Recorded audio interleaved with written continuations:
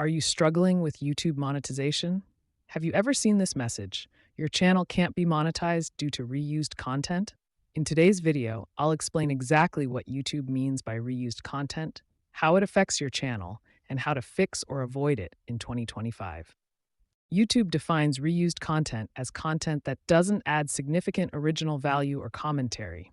It means you're reusing someone else's videos without transforming them enough. Examples on screen include re-uploading movie clips or TV shows, compilations without edits like memes, fails, or TikToks, reused voiceovers from other creators, and re-uploading Creative Commons videos without changes. YouTube isn't saying never use other people's content, they want you to add value. Here's what is allowed: reaction videos with real reactions, commentary or analysis, news, sports, drama, parody or remixes, educational edits using footage, compilation with editing plus voiceover.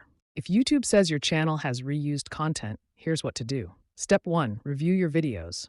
Step 2. Add commentary, reactions, or unique edits. Step 3. Use your own voice, music, or visuals. Step 4. Replace stock footage with original clips. Step 5. Reapply for monetization after editing. In 2025, YouTube clarified its reused content rules. Firstly, there are stricter policies on AI-generated content without human input.